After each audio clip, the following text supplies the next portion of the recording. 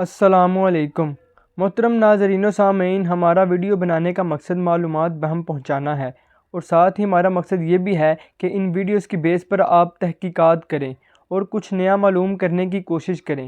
یعنی ہمارے کہنے کا مطلب یہ ہے کہ ہم ان ویڈیوز کے ذریعے آپ میں سرچ کرنے کا جذبہ پیدا کرنا چاہتے ہیں، جو کہ پاکستانی معاشرے کے لیے ایک بہت ضروری چیز ہے۔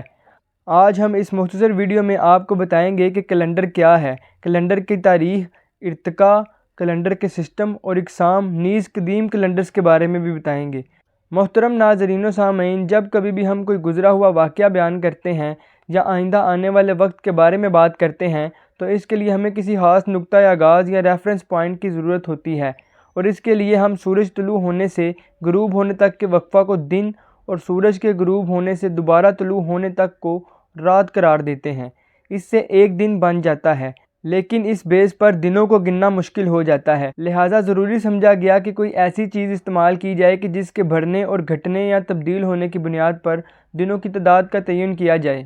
تو اس کے لیے چاند کی منازل کو مد نظر رکھا گیا، کیونکہ سورج ہمیشہ ایک ہی شکل میں نکلتا اور ڈوبتا ہے، جبکہ چاند کی شکل میں تبدیلی آتی رہتی ہے۔ اس بنیاد پر دنوں کی تعداد کو مہینہ بنایا گیا، جو کبھی 29 اور کبھی 30 دن کا ہوتا۔ اسی طرح الہامی کتابوں کی بنیاد پر دنوں کا ایک سیٹ بنایا گیا جسے ہفتہ کہا گیا۔ یہ تو کیلنڈر کی ابتدا تھی۔ سورج کی بنیاد پر دن، چاند کی بنیاد پر دنوں کی محسوس تعداد یعنی مہینہ، اور الہامی کتابوں کی بنیاد پر دنوں کا ایک سیٹ ہفتہ بنایا گیا۔ دن کو 24 حصوں میں تقسیم کر کے گھنٹہ اور ہر گھنٹے کو 60 حصوں میں تقسیم کر کے منٹ بنایا گیا۔ یہاں تک تو کہانی ایک ہے، تاہم کئی مذاہب اور کئی علاقوں نے اسے کیلنڈر کی شیپ دینے کے لیے اپنے طریقے استعمال کیے۔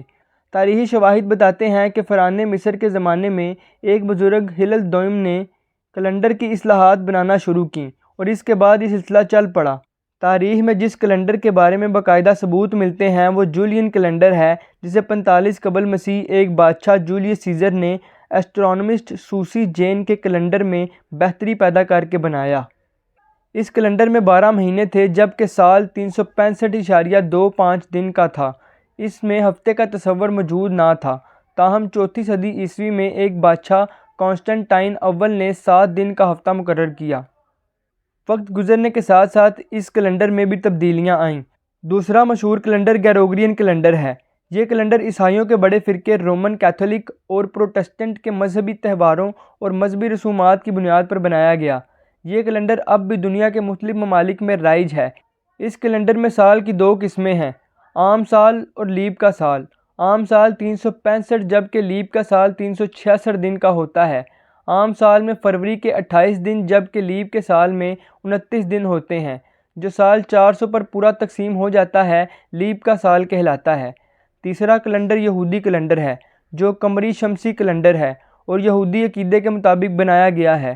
ایک اور مشہور کیلنڈر ہندی کیلنڈر ہے، تاہم اس کیلنڈر میں ہندوستان میں رہنے والے مختلف مذاہب کے پیروکاروں نے اپنی رسومات کے مطابق تبدیلیاں کی ہوئی ہیں۔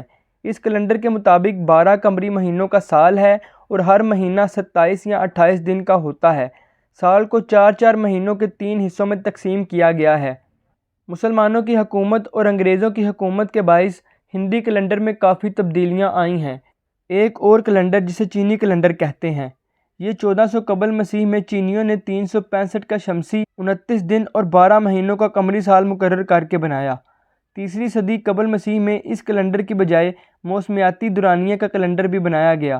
18ویں صدی عیسوی میں فرانس میں انقلاب کے بعد ایک نیا کیلنڈر بنایا گیا جو کہ گریگورین کیلنڈر سے بالکل الگ تھا۔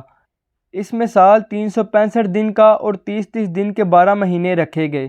ایک اور مشہور کیلنڈر اسلامی کیلنڈر ہے جو کہ خالص قمری کیلنڈر کہلاتا ہے، جسے چاند کی منازل کی بیس پر ایک مہینہ رکھ کر 12 مہینوں کا ایک سال بنایا گیا ہے۔ اس میں مہینہ کبھی 30 دن کا ہوتا ہے تو کبھی 29 دن کا، لہٰذا اس میں سال کے دن 354 بنتے ہیں۔ کیلنڈر کا آغاز پیغمبر آخر الزماں حضرت محمد صلی اللہ علیہ وآلہ وسلم کے مکہ سے مدینہ ہجرت کرنے سے ہوتا ہے۔ پہلا مہینہ محرم اور آخری مہینہ ذی الحج ہے۔ ایک اور کیلنڈر نانک شاہی کیلنڈر ہے۔ یہ خاص سکھوں کا کیلنڈر ہے۔ اس کو سکھ مذہب کے بانی بابا گرو نانک کے پیدائشی سال سے شروع کیا گیا ہے، جو کہ 1469 عیسوی ہے۔ اگر ہم کیلنڈروں کی اقسام کی بات کریں تو اس میں قمری کیلنڈر جو کہ چاند کی منازل کی بنیاد پر ہے دوسرا شمسی کیلنڈر جو کہ سورج کی بنیاد پر ہے، تیسرا شمسی قمری کیلنڈر ہے۔ اس کے علاوہ حسابی کیلنڈر اور فلکیاتی کیلنڈر بھی موجود ہوتے ہیں۔ محترم ناظرین و سامعین، یاد رکھا جائے کہ تمام پرانی تہذیبوں میں کیلنڈر کا تصور کسی نہ کسی شکل میں موجود رہا ہے، جیسا کہ عہد بابل میں عراق میں شمسی سال کو موسموں کے مطابق 2 حصوں میں تقسیم کیا جاتا تھا۔ ملک شام میں سال کے 3 حصے جبکہ اناطولیہ میں سال کے 4 حصے کیے جاتے۔ نینوا، ایران، مصر اور یونان میں بھی کیلنڈر کسی نہ کسی صورت میں موجود تھے۔ ملیں گے آپ سے اگلی ویڈیو میں مزید معلومات کے ساتھ۔ السلام علیکم۔